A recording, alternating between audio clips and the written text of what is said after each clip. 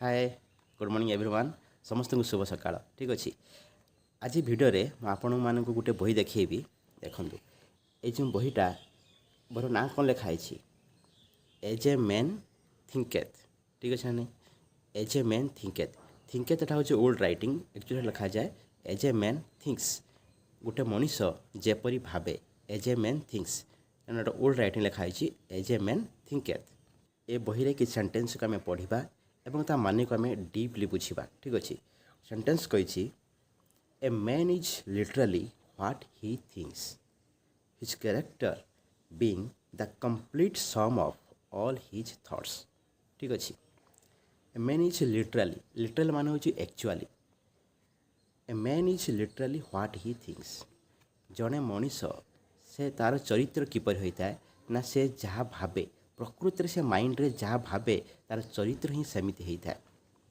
His character being the complete sum of all his thoughts तार जेतिकी thought ता mind रे कंटिन्यूस आसे बा से डेली जेतिकी से भावना भावे ठीक अच्छे सबूर कौन मिश्रण बा सम सबूर मिश्रणटा को कौन कहती ना तार कैरेक्टर ता माने तार जेतिकी भावना जेतिकी तार थॉट आसुची सबू थॉट्र सम्मिश्रण होची कौन ना तार कैरेक्टर ठीक है नहीं फॉर एग्जांपल जड़े मनीष जदि ता प्रतिदिन माइंड तार भावना भावे कोऑपरेटिव माइंड माने समस्त को सहयोग करवा समस्ते मिलमिशि आगू को जावा कि विपदर पड़ी ताको आम हेल्प करवा कि जड़े प्रोब्लेम अच्छी कॉम्प्लिकेटेड प्रॉब्लम से सॉल्व कर पानी ताको आम समाधान रास्ता देखा तेणु जदि जनकर गोटे लोकर जदि एभली भावना सब रुहे तेणु तार कैरेक्टर ही से अन्य को साहाय्य कर जदि तार अपोजिट रे गोटे लोक सब भावे अन्य को ठकईकी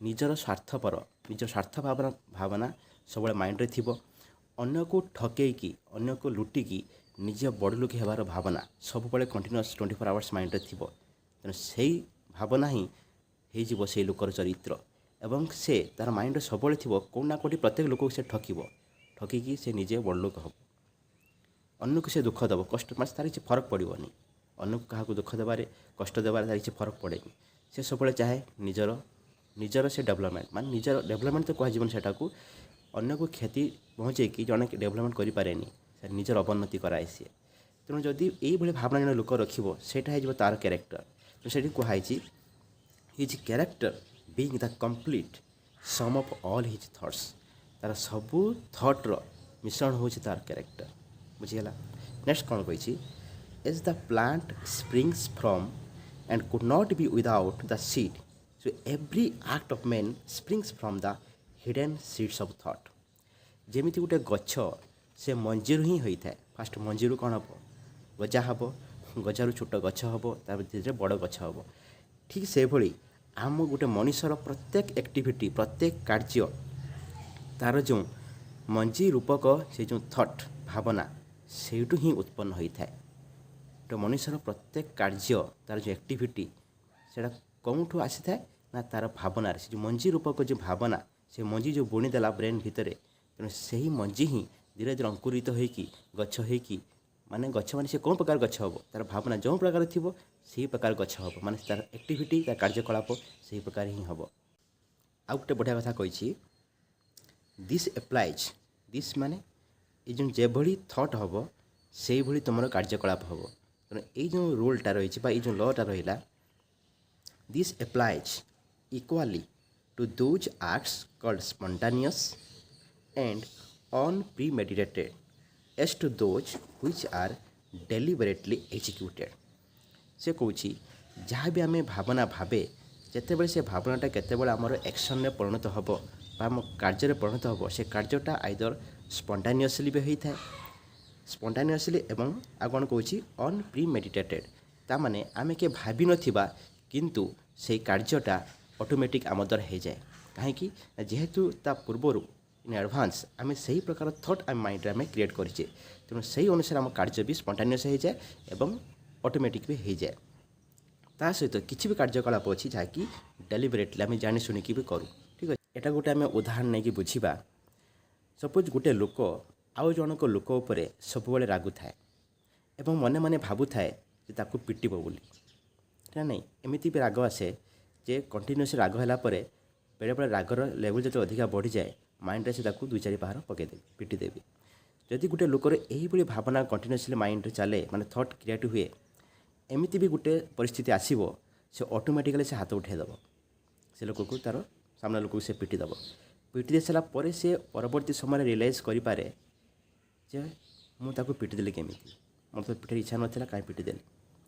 ତେଣୁ ସେଇ କାମଟା ସ୍ପଣ୍ଟାନିୟସ୍ କଲା, ମାନେ ଅଟୋମେଟିକ୍ ସେ କାମଟା ହେଇଗଲା। କାହିଁକି ସେତେବେଳେ କ୍ରିଏଟ୍ ହେଇନି, ତା'ର ଅଲରେଡ଼ି ମଞ୍ଜି ପୂର୍ବରୁ ବୁଣା ସରିଛି। କେଉଁଠି? ମାଇଣ୍ଡ ଭିତରେ।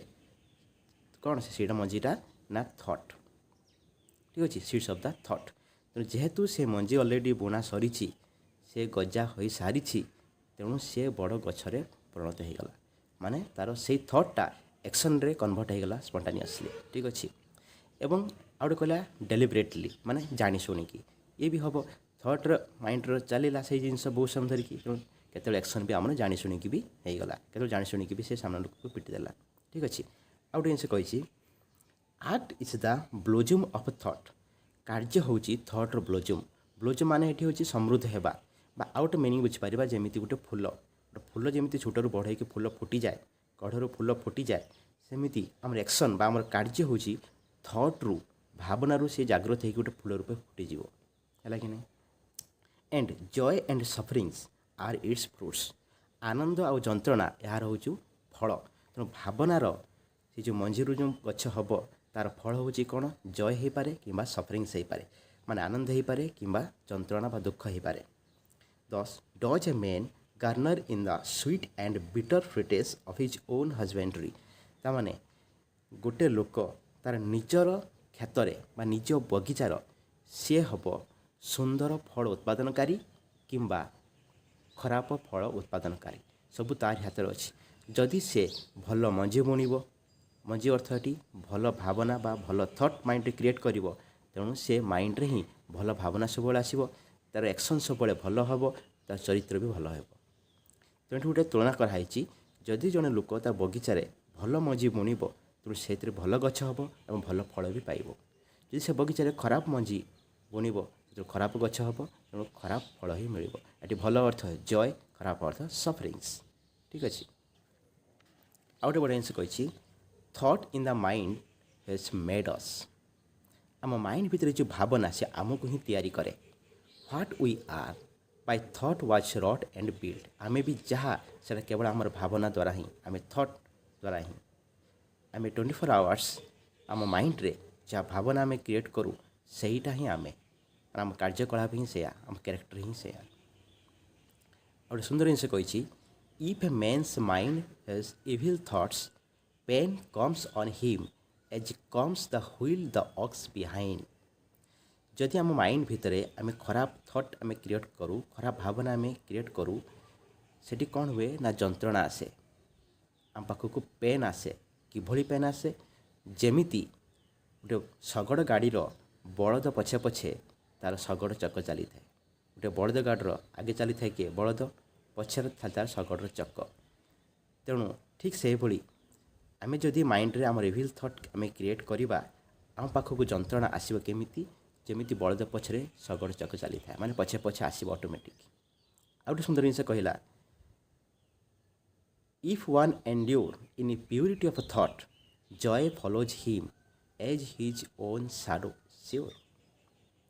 ଯଦି ଆମ ମାଇଣ୍ଡ ଭିତରେ ପିଓର ଥଟ୍ ଆମେ କ୍ରିଏଟ୍ କରିବା, ଭଲ ଭାବନା ଆଣିବା, ସମସ୍ତଙ୍କ ପ୍ରତି ସ୍ନେହ ଆଣିବା, ସମସ୍ତଙ୍କ ପ୍ରତି ମମତା ଆଣିବା, ସମସ୍ତଙ୍କୁ ଭଲ ପାଇବା, ବା ଓଭରାଲ୍ ଆମେ କହିବା ଆମେ ପ୍ୟୁରିଟି ଥଟ୍ ଆମେ ଯଦି କ୍ରିଏଟ୍ କରିବା, ଆମ ପାଖକୁ ଆନନ୍ଦ ହିଁ ଆସିବ, ଆନନ୍ଦ ଆସିବ।